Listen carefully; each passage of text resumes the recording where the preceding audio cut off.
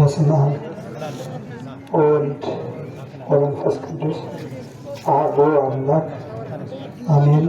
ክቡር አባታችን የቀለም መምህራችን መላከ ሰላም ኤፍሬም ሙሉዓለም የባህር ዳር ሀገረ ስብከት ዋና ስራ አስኪያጅ፣ ክቡር መላከ መንክራት አባ ሰላማ የገዳማትና አድባራት የገዳማት ኃላፊ፣ በባህር ዳር ሀገረ ስብከት የቅዱሳት ገዳማት መምሪያ ኃላፊ፣ የብፁዕ አባታችን የአቡነ አብርሃም ዋና ቀሲስ፣ ክቡር መላከ ሰላም መምህር ዘላለም ብመኔ የመካነ ሰላም ድባንቂ መድኃኔዓለም ዋና አስተዳዳሪ፣ ክቡራን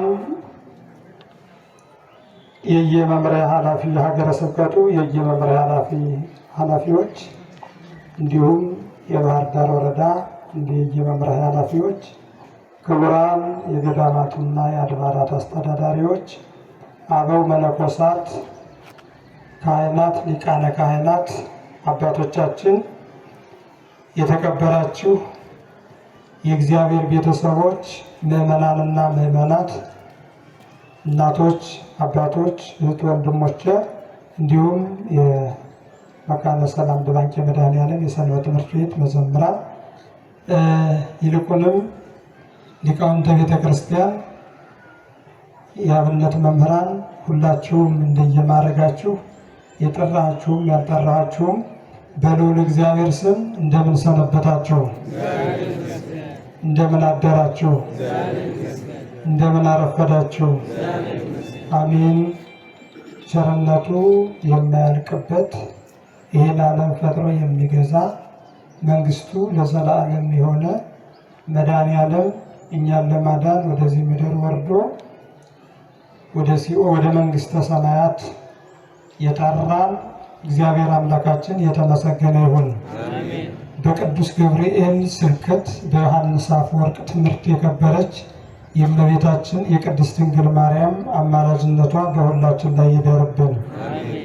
ስብሐት ለእግዚአብሔር በሰማያት ብለው የሚያመሰግኑ የቅዱሳን መላእክት ሁሉ፣ የጻድቃን የሰማዕታት ረድኤታቸው በረከታቸው በሀገራችን በኢትዮጵያ ላይ ይደርብን። ወበኩሉ ግብር ዘገብረ ገብረ ለነ መድኃኒተ፣ ሰው ሆኖ በሰራው ሁሉ ድህነትን አደረገልን በሚል ርዕስ ለአጭር ደቂቃ እንነጋገራለን። እስኪ ያን ጊዜ ቃሉን አብረን እንበለው። ሰው ሆኖ በሰራው ስራ ሁሉ ድህነትን አደረገልን። ምናልባትም ድህነትን አደረገልን የሚለው ቃል ኃይለ ቃል ብቻ ይበቃናል። ይህንን የተናገረው አንድ ሊቅ ነው። ይህ ሊቅ አባ ብንያሚ ይባላል። በሃይማኖተ አበው የተጻፈ ስለ መድኃኒታችን ስለ ኢየሱስ ክርስቶስ እንደነ ቅዱስ ቄርሎስ እንደ ዮሐንስ አፈወርቅ እንደ ሌሎችም ሊቃውንት አመስጥሮ ያስተማረ ትልቅ ሊቅ ነው። መከራ አግኝቶታል፣ ስደት አግኝቶታል። መድኃኒታችን ኢየሱስ ክርስቶስ ከስደት መልሶታል። ሁላችንም ከተሰደድንበት ይመልሰን። አሜን። አዎ፣ ቅድመ ይስክር ስሞ ለበዓለ መጽሐፍ ይላሉ አባቶቻችን። አንድ ሰው ጠቅሶ ሲያስተምር መጀመሪያ የጻፈውን የተናገረውን ሊቅ ጠቅሶ መናገር ያስፈልጋል። እና ይህ አባ ብንያሚ የመድኃኒታችን የኢየሱስ ክርስቶስ ደቀ መዝሙር ነው። በእስክንድርያ ሊቀ ጳጳስነት ተሹሞ ይኖር ነበረ። ጊዜ ገጥሞት አባ ብንያሚ በሚያስተምርበት ጊዜ ጨካኝ የሆነው ወይንም ደግሞ ሕርቃል ተብሎ የሚታወቀው ንጉሥ በሮም ነገሰ። ሮምን ቀጥቀጥ አድርጎ ይልቁንም በሮም ያሉ ምዕመናንን ሁሉ በእግሩ እርግጥ በእጁ ጭብጥ አድርጎ ከገዛ በኋላ በአካባቢው ያሉ ሀገሮችን እየወጋ ወደ ኢየሩሳሌም ወደ እስክንድርያ ደረሰ። ግብፅ ገባ። በዛ ዘመን አባ ብንያሚ የተባለው ሊቅ በእስክንድርያ ወይንም ደግሞ በመንበረ ማርቆስ ተሹሞ ያስተምር ነበረ፣ ይጽፍ ነበር፣ ያመሰጥር ነበረ። ምዕመናንን ሁሉ ስብሰባ አድርጎ ይዟቸው ነበረ። እያስተማረ ደረሰ። ማን ነው ያኛው እየወጋ ሲደርስ ይህኛው ጉባኤ አስፈቶ ሲያስተምር አገኘው። የእግዚአብሔር ቤተሰቦች ዘመኑ የሰማዕትነት ዘመን ወይንም ደግሞ ዘመነ ሰማዕታት ነበር። የሰማዕታት ደም የሚፈስበት እነ ቅዱስ ጴጥሮስ ሌሎችም የታረዱበት ዘመን ስለነበረ ምዕመናን ተሰብስበው እንዲህ አሉት፣ አንተ ብርሃናችን ነህ፣ አንተ መምህራችን ነህ፣ አንተ አብነታችን ነህ። አንተ ከሞት ማን ያስተምረናል? ለዚች ቤተ ክርስቲያን ማን ይኖራል? ስለዚህ ተሰደድ አሉት። ምን አሉት? ጥለህ ሽሽ አሉት። እሱም እንዴት አድርጌ ጥያቸው ሰደዳለሁ ካለ በኋላ ወንድሙ ሚናስ ይባላል፣ አንተ እስክትመጣ ድረስ እኒህንን የሳስተምርልህ ቆያለሁና እስኪ ገለል በላ ነው። አው መድኃኒታችን ኢየሱስ ክርስቶስ ተናግሯል። ወበይ ሰድድክሙ ዛቴ ሀገር ጉዩ ሀበ ካሌታ፣ ከዚች ሀገር ቢያሰድዷችሁ ወደ ሌላ ሀገር ሽሹ ይላል በማቴዎስ ወንጌል ምዕራፍ 10 ላይ። በዚህ ምክንያት ቅዱስ አባ ብንያም ተሰደደ፣ እግዚአብሔርም ግን አብሮት ተሰደደ። ማን አብሮት ተሰደደ አልኋችሁ? እግዚአብሔር አብሮት ተሰደደ። እኛ የእግዚአብሔር ቤተሰቦች በሀገራችን የምንኖር ትንሾች ነን፣ እንሰደዳለን። ግን ስንሰደድ ማንን ይዘን መሰደድ አለብን? የእግዚአብሔር ቤተሰቦች እግዚአብሔርን ይዘን መሰደድ አለብን። እንደ 3 ደቂቅ እግዚአብሔርን ይዘን መሰደድ አለብን። እንደ ሌሎችም ሰማዕታት የብቻችን ከተሰደድነ ማተባችንን ይዘን ሃይማኖታችንን ይዘን ካልተሰደድነ ከንቱ ነው የእግዚአብሔር ቤተሰቦች። ስለዚህ አባ ብንያም ማንን ይዞ ተሰደደ? እግዚአብሔርን ይዞ ተሰደደ። እግዚአብሔርን ይዞ የተሰደደ አይሞትም። እግዚአብሔርን ይዞ የተሰደደ አይራብም። አብርሃም ተሰዶ ነበረ፣ እግዚአብሔርን ይዞ ስለተሰደደ አልሞተም፣ አልተራበም። ያዕቆብ ተሰዶ ነበረ፣ እግዚአብሔርን ይዞ ስለተሰደደ በግብፅ ሀገር ከበረ። ዮሴፍ ተሰዶ ነበረ፣ እግዚአብሔርን ይዞ ስለተሰደደ ከእስር ቤት አወጣው፣ ከሞትም ማዳነው። የእግዚአብሔር ቤተሰቦች አዎ የእኛ አባቶችም እግዚአብሔርን ይዘው በጣሊያን ዘመን ተሰደው ነበረ። ንጉሠ ነገሥቱ ይልቁንም ኃይለ ሥላሴ፣ እግዚአብሔር ግን ወደ ዙፋናቸው መለሳቸው። ብዙ አባቶቻችን ብዙ ባሕታውያን ያኔ ወደ ተለያየ ሀገር ተሰደው ነበረ።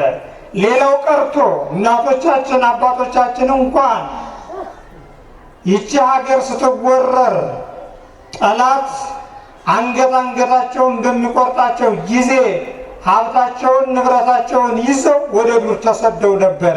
እግዚአብሔር ግን አዎ የስደታቸውን ዘመን አሳልፎ ኢትዮጵያውያንን በቸርነቱ ጠብቆ ይችን ሀገርን ባለችበት አጽንቶ አባቶቻችንን ወደ ቤታቸው መልሷቸዋል። ዛሬም የተሰደዱትን እግዚአብሔር አምላካችን ይመልስልን። አሜን። መሰደድማ ሀገር አለቀቅንም እንጂ ሁላችንም እኮ ተሰደናል። የእግዚአብሔር ቤተሰቦች ተሰደናል እኮ። ስንት ሰው ከመንግስተ ሰማያት ተሰዷል መሰላችሁ? በዝሙት፣ በሌብነት፣ በሰሰኝነት፣ በሐሜት፣ በሁሉም ነገር አንዳንዱ ሰው ሁሉም ሰው ማለት ይቻላል ለረ በዚህ ዘመን ከመንግስተ ሰማያት ተሰዷልና ሁላችንም ወደ መንግስተ ሰማያት ይመልሰን። አሜን። አጠር ላድርግላችሁ። አባ ብንያም ከዘመናት በኋላ እግዚአብሔር ወደ መንበሩ መልሶ ሊቀ ጵጵስናውንም አድሶለታል። እግዚአብሔር አምላካችን የተመሰገነ ይሁን።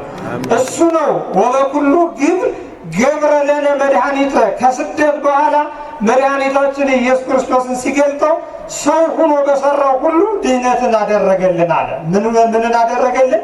ድህነትን አደረገልን። ማን? መድኃኔዓለም፣ የዓለም ቤዛ የዓለም መድኃኒት የሆነው መድኃኒታችን ኢየሱስ ክርስቶስ ሰው ሆኖ በሰራው ሁሉ ድህነትን አደረገልን። በእውነቱ ሰው ሳይሆን ማዳን አይችልም እንዴ? ይችላል መድኃኔዓለም።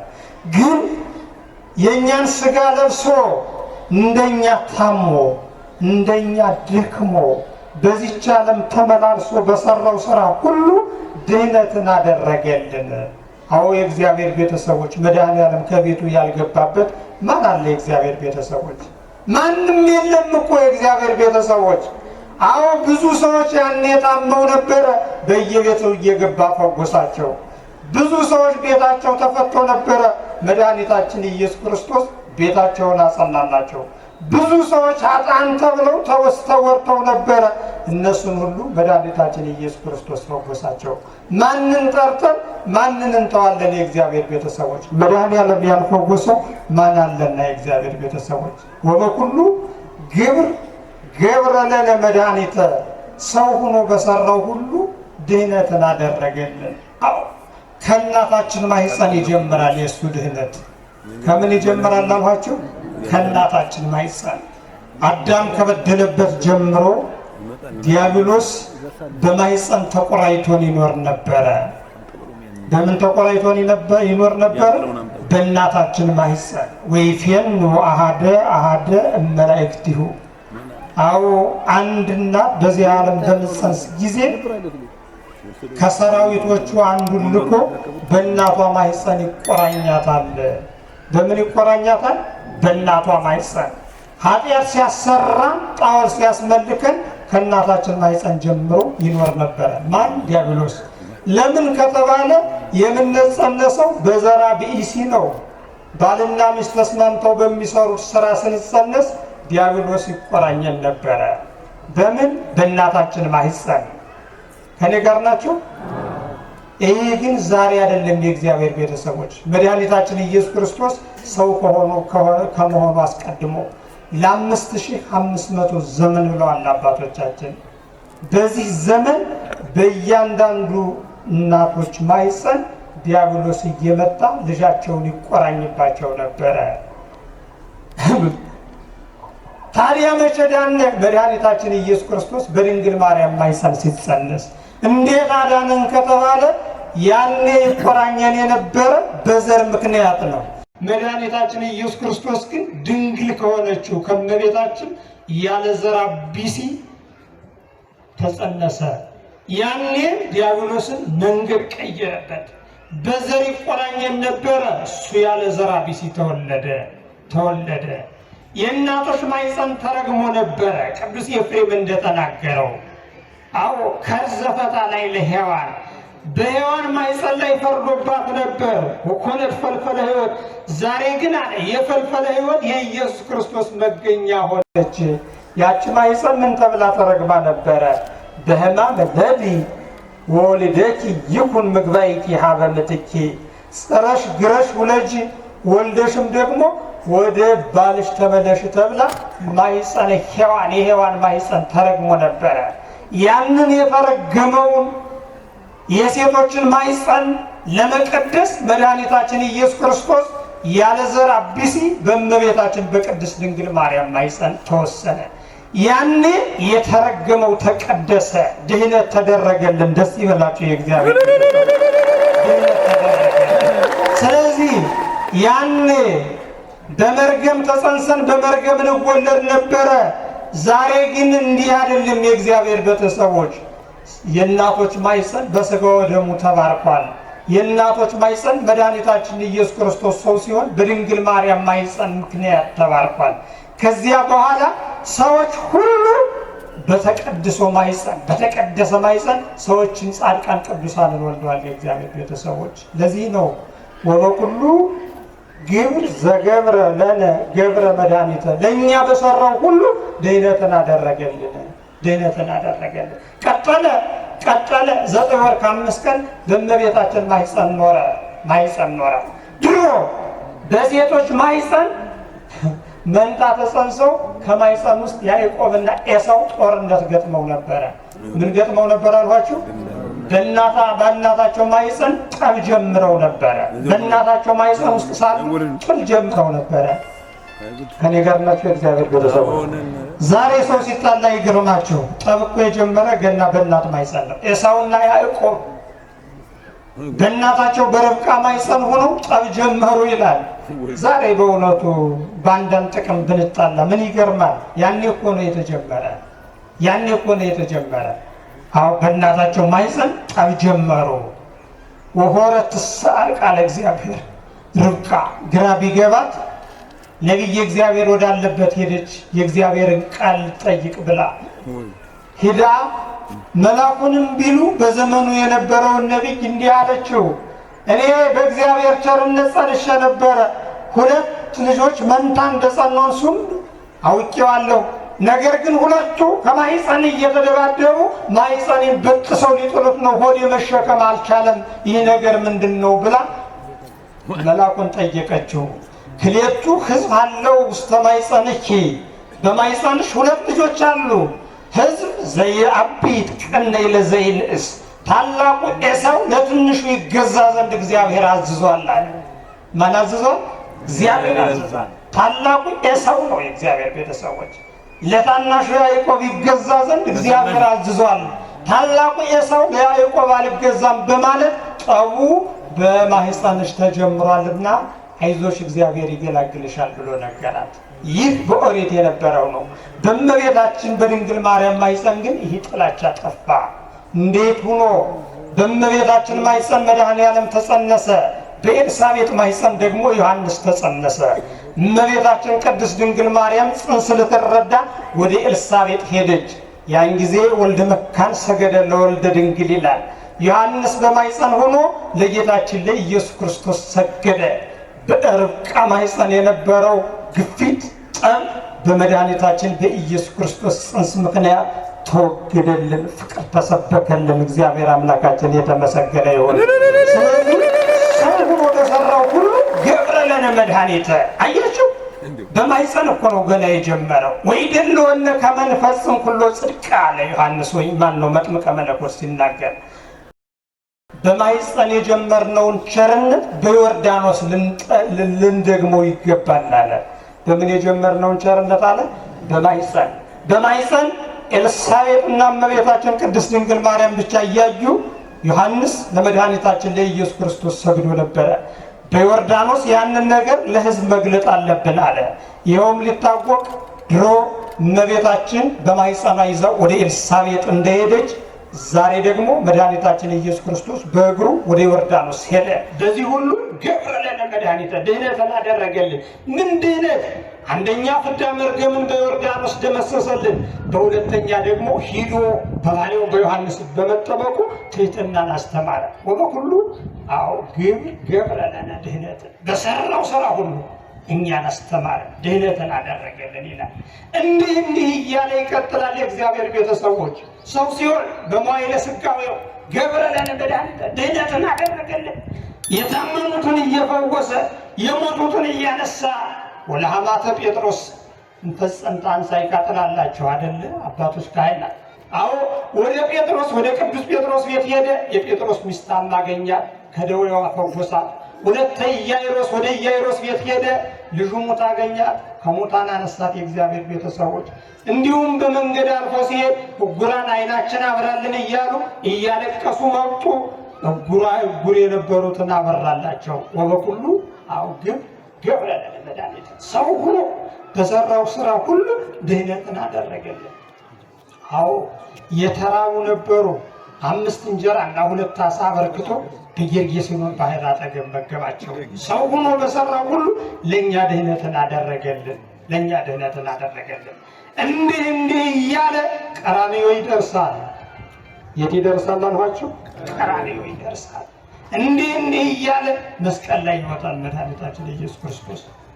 አዎ ትልቁ ምስጢር ያለ መስቀል ላይ ነው። እግዚአብሔር ቤተሰቦች እንጀራ በርክቶ አበላለን። አዎ እንጀራ እናትም ልትሰጥ ትችላለች፣ ግን በመስቀል ተሰቅላ ማዳን አትችልም።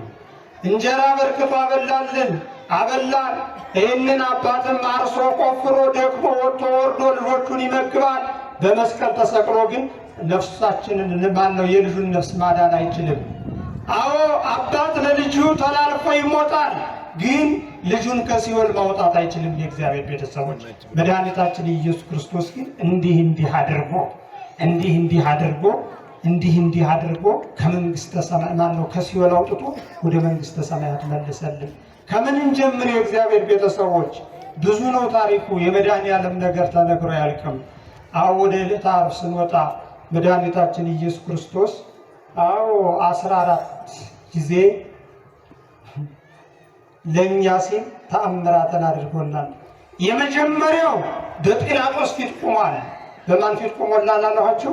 በጲላጦስ ፊት ለፍርድ በጲላጦስ ፊት ቆሟል። እንዴት ሆኖ ካለ አዳም ከዲያብሎስ ፊት ቆሞ ነበረ። አዳም አይደለም የእግዚአብሔር ቤተሰቦች፣ አዳም ብዬ ስነግራቸው አርቃቸው እንዳታዩት።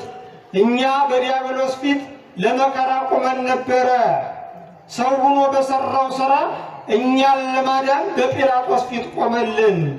ጲላጦስ አንተ ምንድነህ ብሎ መረመረው። ነገር ግን አንዳችም እንኳ ኃጢአት አላገኘበትም ይላል። አይሁድን ጠርቶ በዚህ ሰው አንድም ኃጢአት ሎቱ ስብሐት የባሕርይ አምላክ ነው፣ ሰማይና ምድርን የፈጠረ ነው። ጲላጦስ ግን አምላክነቱን ስላልተረዳ ርቁይ መስሎት ሰው ብሎ ጠራው። በእርግጥም ሰው ሆኗል፣ ግን የባሕርይ አምላክ ነው። በዚህ ሰው አለ አንዳችም ኃጢአት አላገኘሁበትም አለ። ኢሳይያስ ቀደም ብሎ ተናግሮ ነበረ። ነቢይ ገብረ ኃጢአተ ወኢተረክበ ሐሰት ውስተ አፉሁ። ነቢይ ነው ይሉናል። ነቢያትም አልፎ አልፎ ይሳሳታሉ። ካህናት ማነው ነቢያት ሐሰት የሚባሉ የሐሰት ነቢያትም አሉ አለ። እሱ ግን ነቢይ ነው አለ። አዎ እውነት ነው፣ ነቢይ ነው። ወኢተረክበ ሐሰት ውስተ አፉሁ ነቢይ ሲሆን ግን በነገሩ ጉህሉት በአንደበቱ ደግሞ ሐሰት አልተናገረም ብሎ ነበረ ነቢዩ ኢሳይያስ። አዎ መረመረው፣ ነገር ግን አንዳች እንኳን ኃጢአት አላገኘሁበትም አለ። አዎ መርምሮ እኔ በዚህ ሰው ኃጢአት አላገኘሁበትም፣ ነገር ግን ማነው ራሳችሁ ወስዳችሁ ወበከመ ሕግክሙ ኮንንዎ እንደ ሕጋችሁ ፍረዱበት አላቸው። እንደምናችሁ ፍረዱበት። እኔ ኃጢአት አላገኘሁበትም። ይሰቀል ካላችሁ እንደምናችሁ ፍረዱበት አለ። እንደ ሕጋችሁ ፍረዱበት አለ። ሕግ ሲባል ሶስት ነው ሕጉ። የጲላጦስ ሕግ አለ፣ የሄሮድስ ሕግ አለ፣ ራሱን የቻለ ደግሞ የአይሁዳውያን ሕግ አለ። በሶስት ሕግ ይፈርዱበት ዘንድ አሳልፎ ሰጣቸው። የቄሳርን ልናገረው። በቄሳር ዘመን አንድ ሰው ይሙት በቃ ከተፈረደበት ለጊዜው ታላቅ ግንድ ያሸክሙታል፣ ደረቅ ግንድ ይጭኑታል።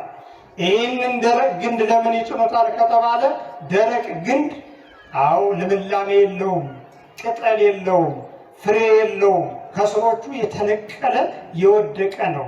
ያንን አንስተው ይጭኑታል። መከራውን በዚህ ነበር የሚያለማምዱት። እንደነገርኋቸው መድኃኒታችን ኢየሱስ ክርስቶስንም ጉንደ ቄሳርን ጫኑት። ያ ማለት ምን ማለት ነው?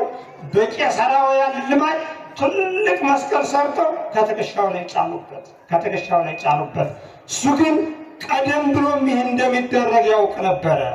ያዕቆብ የተባለ ሊቅ ፈጠረ ክልኤተ መዛርዓ፣ በመጀመሪያ ከእመቤታችን ከድንግል ማርያም ማኅፀን ግራና ቀኝ ክንድ ፈጥሮ ተዋሃደ።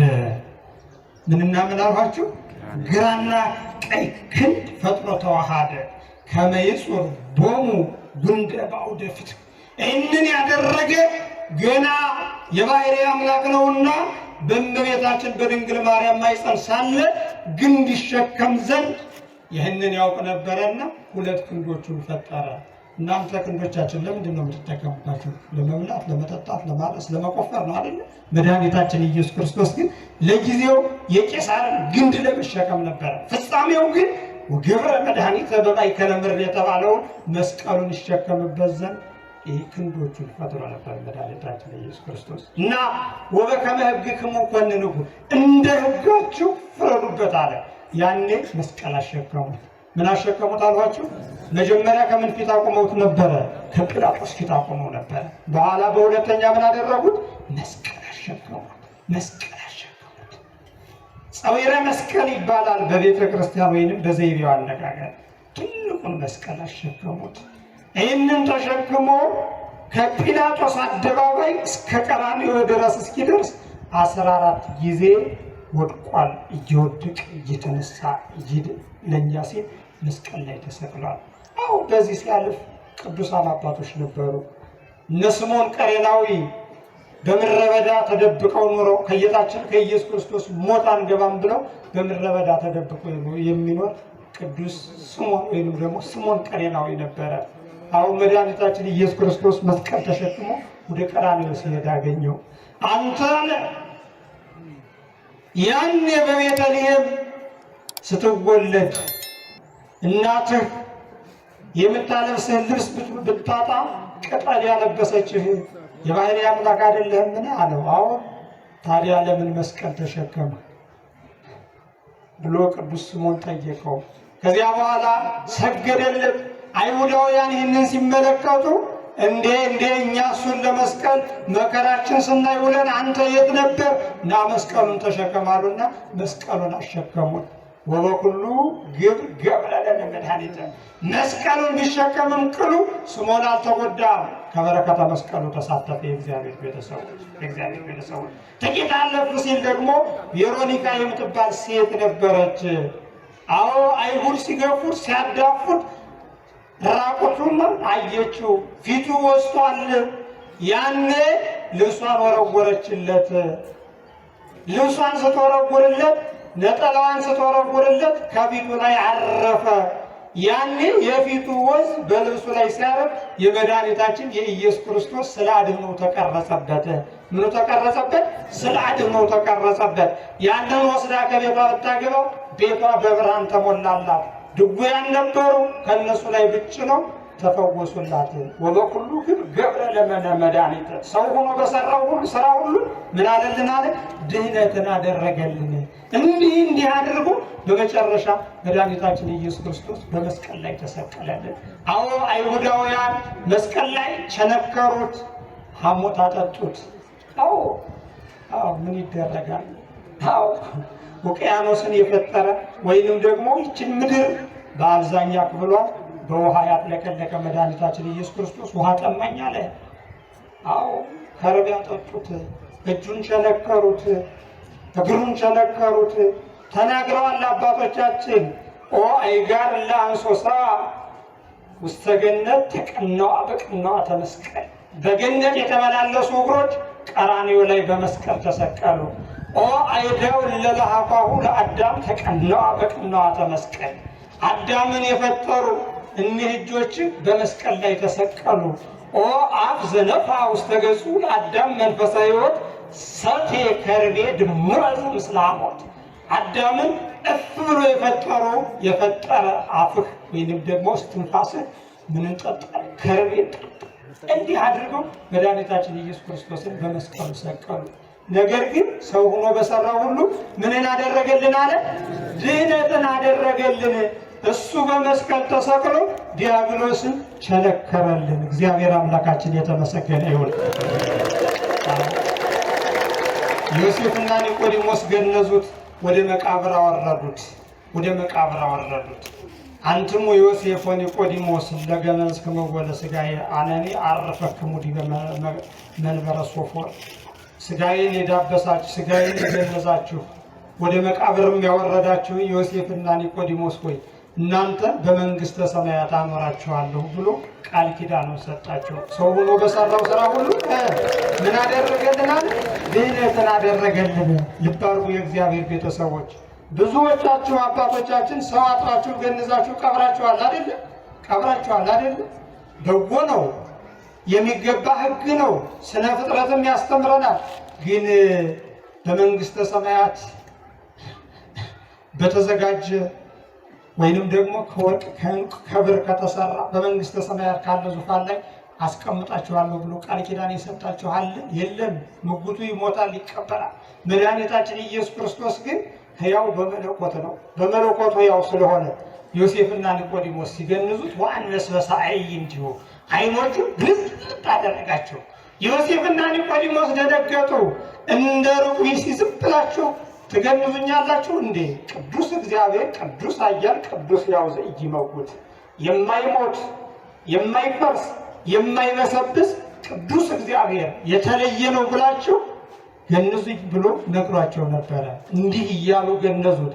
ዛሬ አባቶቻችን ጧት ይህንን ሳይሉ እህል አይቀምሱም። የእግዚአብሔር ቤተሰቦች ከኔ ጋር ናቸው። እናንተ ካህናትን ታማላችሁ አይደል? አንዳንድ ጊዜ አልፎ እንደ አባ ገሌን ከተማ ነው የምናያቸው፣ መሸታ ቤት ነው የምናያቸው።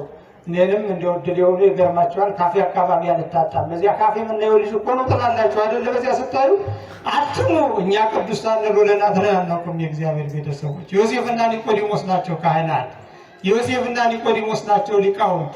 ዮሴፍና ኒቆዲሞስ ናቸው እናንተ ምዕመናን ካወቃችሁበት ቤተ ክርስቲያን መጣችሁ ቅዱስ ሲባል አብራቸው ቅዱስ ካላችሁ ዮሴፍና ኒቆዲሞስ ናቸው። አንተሙን የተነበሩ ዲበ አሰርቱ ወክልኤቱ መናብርት። አዎ ሐዋርያት በተቀመጡበት ወንበር እናንተም አብራችሁ ትቀመጣላችሁ። በመንግስተ ሰማያት ከክርስቶስ ጋር ለዘላለም ትኖራላችሁ። የእግዚአብሔር ቤተሰቦች ስለዚህ መድኃኒታችን ኢየሱስ ክርስቶስ እንዲህ ያደረገ ይህንን ሁሉ ሰው ሆኖ ሰራልን አለ። አዎ ከዚህ በኋላ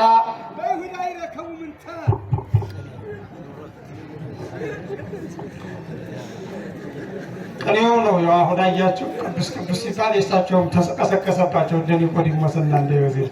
እኔም ጨርሻለሁ። የእግዚአብሔር ቤተሰቦች ወበኩሉ ዘገብረ ገብረ ለነ መድኃኒተ ሰው ሆኖ በሰራው ስራ ሁሉ ድህነትን አደረገልን። ከኔ ጋር ናቸው የእግዚአብሔር ቤተሰቦች። የቤተ ክርስቲያን ሀብቷ አያልቅም። እኔ ምናልባት ግዕዙን በዛ ሳደርገው የእሳቸውም ደግሞ ግዕዝ መጣባቸው መሰልና ግዕዝ መሰለ የሚናገሩ እና እንዲህ አድርጎ በመጨረሻ መድኃኒታችን ኢየሱስ ክርስቶስ ወደ መቃብር ወረደ። ወደ የት ወረደ አልኋችሁ? ወደ መቃብር ወረደ። ልብ በሉ። በመስቀል ላይ መርገመ ሥጋ መርገመ ነፍስ የሚባል ነበር፣ ቅድም የነገርኳችሁ እሱን አጠፋ።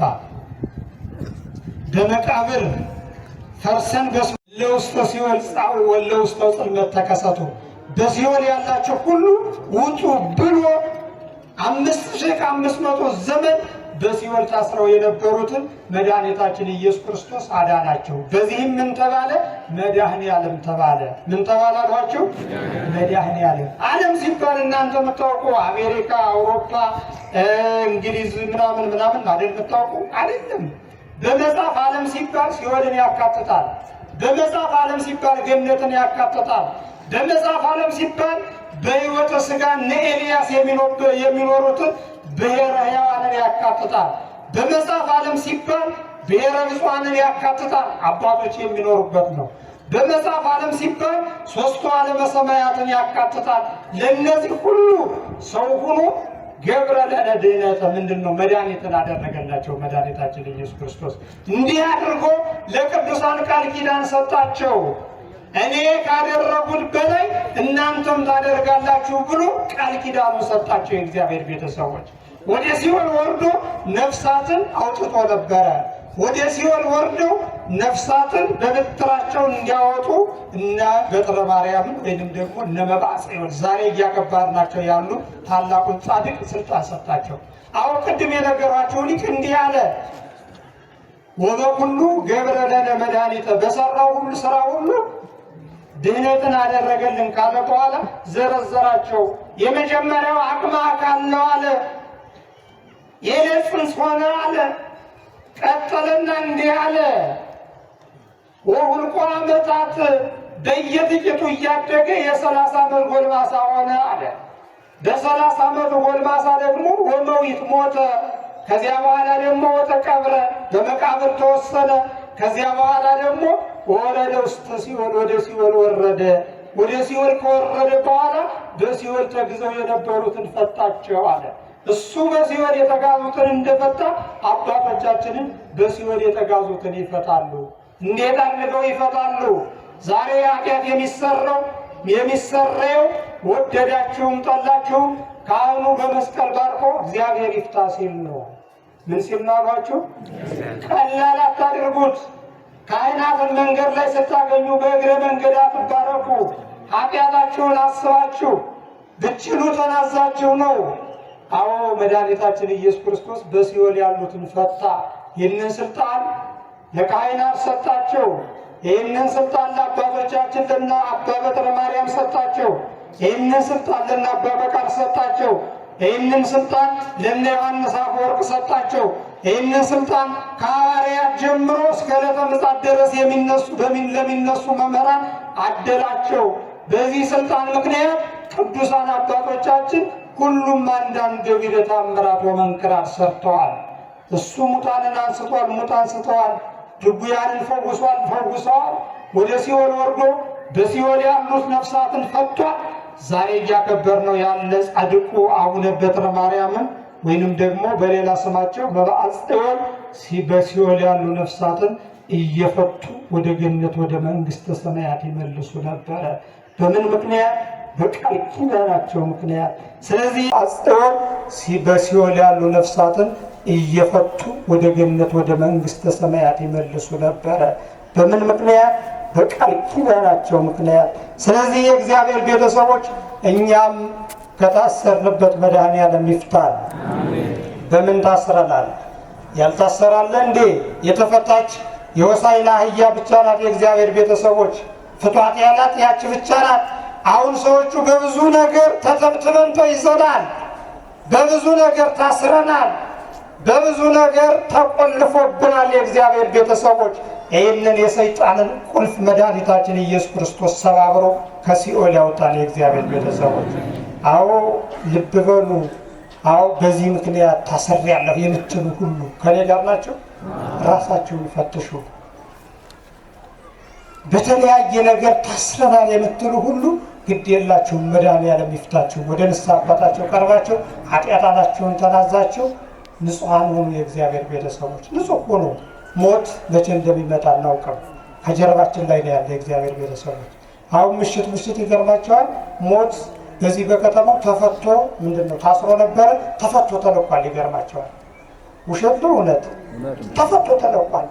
ስለዚህ የተፈታ ሰይጣን ይህ የተፈታ መልአከ ሞት እያሰረ ከመውሰዱ በፊት ሁላችሁም ንስሐ እንድትገቡ መድኃኒዓለም ይርዳችሁ። የእመቤታችን የቅድስት ድንግል ማርያም ረድኤትና በረከት በሁላችን ላይ ይደርብን። ከዚህ ቀጥሎ ክቡር አባታችን መላከ ሰላም ኤፍሬም ሙሉዓለም አሉ። አስተምረው ቃለ ምዕዳን ይሰጡናል። ወስብሐት ለእግዚአብሔር አሜን።